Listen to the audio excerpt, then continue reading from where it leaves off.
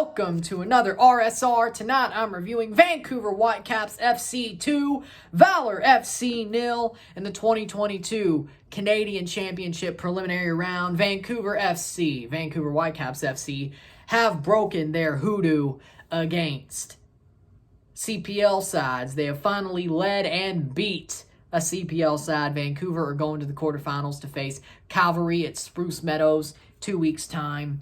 Great win by Vancouver. Dominated. First 15 minutes were Valour's. Then Vancouver dominate the rest of the first half. Get it done. Let Valour have the possession and pressing in the second half, but defend well enough. Dominant performance. Goals were scored as follows. Russell Tybert in the 19th minute gets the ball off the rebound save. Ryan Raposo made the first shot. Save. The rebound falls to Tybert. He puts it into the near post. And goalkeeper can't get his hands to it.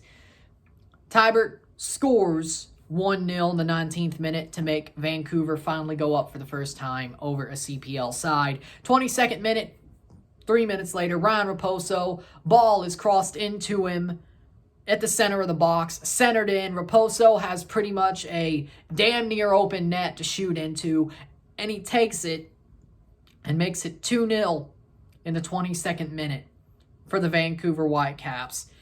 Easy as you like.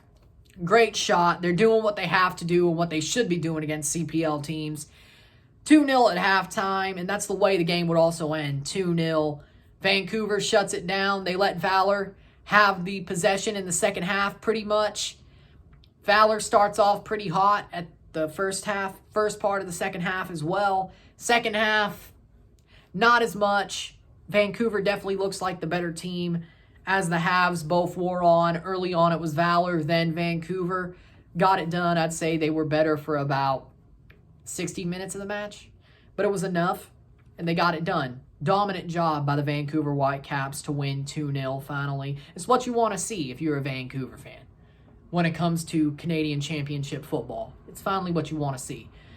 14 shots to 8, 8 shots on goal to 2, 49% possession to 51% possession, 467 passes to 499, 82% pass accuracy to 82% pass accuracy, 13 fouls to 19, 4 offside to 1, 2 yellows to 1, 0 red cards to 0, 5 corners to 2. When it comes down to it, Vancouver were dominant. They did exactly what they had to do. They got early goals, they got strong goals, they flipped the momentum back onto their side. They defended well, they pressed well, and they made sure Valour never felt comfortable. Besides those first 15 minutes that Valour had, where they were the hotter team, when they didn't get anything early, Vancouver hits on the brakes, switches that momentum, takes it, and has it for the rest of the half, and they dominate for the first half. The second half, early on, again, Valour do dominate that second half, looking for that first goal, but the longer it took them to get that goal, their momentum, their fire out of the locker room didn't stay. It did not stay, and they just stepped back. They still have the possession. Vancouver does cede the possession, but the attacks that Valour had in the second half, compared the first part of the second half and the second part of the second half, did not look as good. They did not look as quality. They had attacks, they had movement, they went forward. The shots weren't there. The passes weren't there. The final ball was never really there, but especially when they did not believe in themselves. Valour works on a belief, on a fire, and once that fire burns out, you got them where you want them. And that's what Vancouver did. They let that fire burn out, or snuffed it out. First half, they snuffed it out on a breakaway. Second half, they snuffed it out. Defended well in the second half. Let them have the ball. They pressed if they needed to. They were looking for the counter to shut that game down. They couldn't do that, but they didn't allow Valour to get back into the game, tie it up, and send it to penalties. They did not do that. They kept Valour down. They kept pushing them. They kept from letting that fire burn or just give them that fire to have it flicker on. They did not give them any gas to spark that match or spark that fire. Again, they shut them down. They closed them down. They did what they had to do. It was a perfect situation for the Vancouver Whitecaps. And that was a way better performance than they had against Toronto on the weekend. That's what you really want to see. That's a real win. That's a real win. I'm just saying. Good win by Vancouver. I will give them props where it's due. That was a great win for the Vancouver Whitecaps tonight. They well deserved it, and they finally beat a CPL team, finally led a CPL team. And they go to the quarterfinals against Calvary. Now, they will be going to Spruce Meadows to play that quarterfinal. And I think Calvary is a better team than Valour. And I'm not saying Vancouver is perfect or they're unbeatable now by CPL teams. I'm not saying that breaking that hoodoo was the first step. They just didn't get embarrassed in the first round. Vancouver is still not... Maybe they use this to turn on. Maybe they use these two results, the highway robbery against Toronto and this result, this dominant result, to switch on. And they're not as bad as their points tally would have you think. Pre-last Sunday would have you think. But we are going to see. Maybe they're... This kind of reminds me of Toronto's Canadian Championship results last year. Because they were crap. They won games in MLS. They were never by hook or by crook. They were very close, though. But they won games. But in the end, the Canadian Championship performances were their best performances of the whole season. Against York and Pacific. Against CPL teams. York dominated. Pacific dominated for the most part. Except for like the last 10 minutes. They let Wero Diaz score. And then they hold it down and get through it. But those were pretty dominant performances. That kind of reminds me of what Vancouver is this year. They know that this is their chance. I mean, it is every Canadian team's chance for the CCL. But if this is their biggest chance to win a trophy, because from what we know, yes, Vancouver can make a second half run and make the playoffs. But it's going to be sort of like last year, where they make it and then probably lose to somebody who's better than them. But do everything fall their way? Does everything fall their way like last year's run-in? Who knows? And they know you don't want to play with fire like that. And they know that if they want to have a trophy this year, this is their chance. They're not winning the Shield. That is for certain. They're not winning the Western Conference. That is for certain. MLS Cup? Probably not. This is the chance. This is the chance. And luckily for them, this is the biggest chance that also would give them the CONCACAF Champions League spot, because this is the last year, 2022, is the last year of these regional locked, or the U.S.-Canada region lock. Because next year, MLS, if Toronto were to win MLS Cup, they would be in the Champions League through that slot. Or if they were to win Leagues Cup, they would be in through that slot. Or if they were to win Supporter Shield, or if Montreal was, they would be in through that slot. That has been agreed with the new Champions League format going into 2023-24. So this next Champions League is the last one with this format where the Canadian Championship is the only way Vancouver, Montreal, Toronto could get in.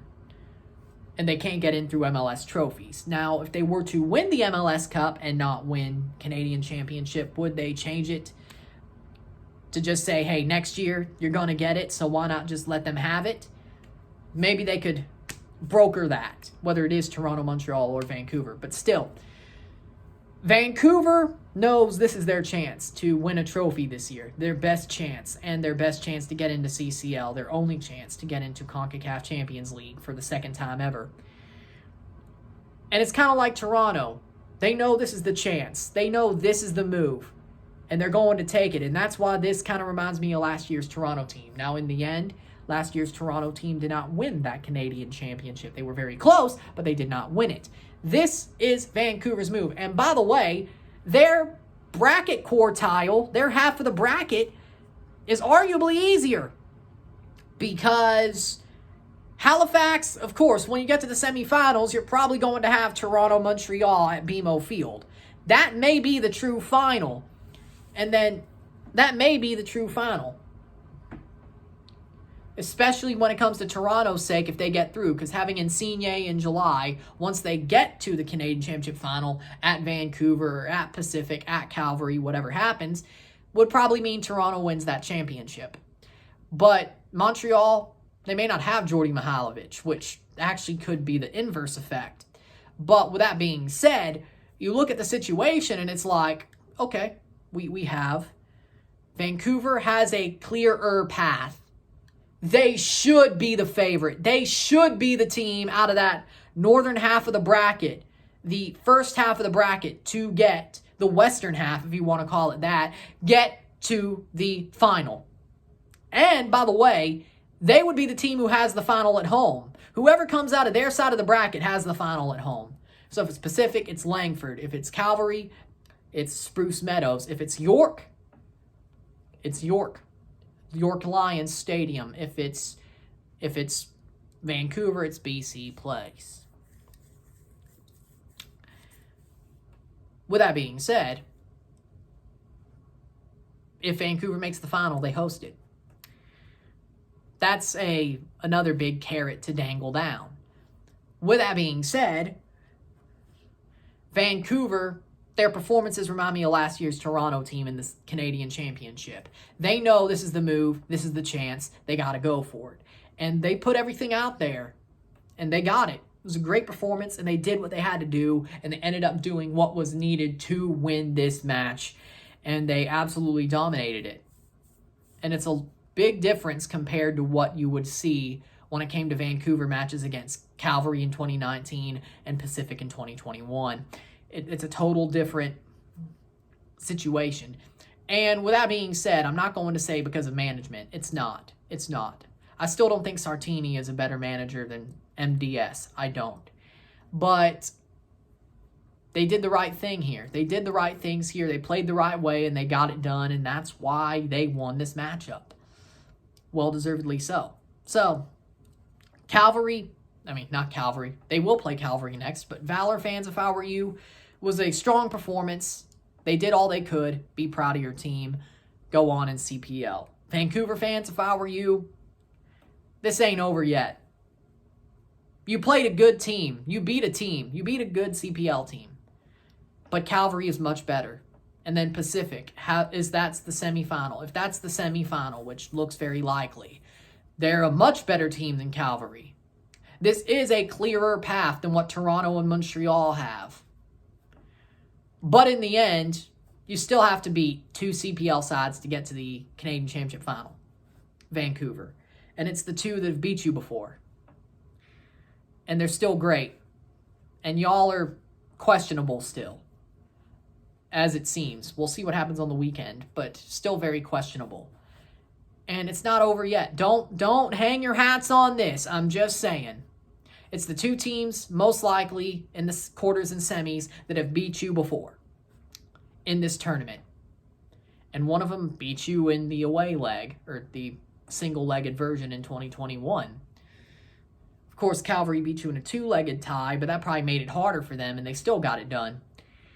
All I'm saying is, don't hang your hats on this. Calvary is better. Pacific is better. It's still going to be hard.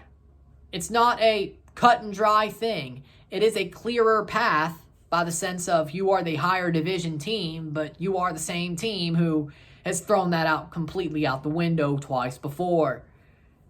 Don't hang your hats on this, but I don't think I have to tell you that. I don't think so. So with that being said, Calvary at Spruce Meadows, 2 weeks from now in the quarterfinals. That's your match. Get it done. You want the Canadian Championship final? That's 2 steps more you got to take. Get that first step done. Or 2 steps more. Get that second step of 3 done, and then you'll be there.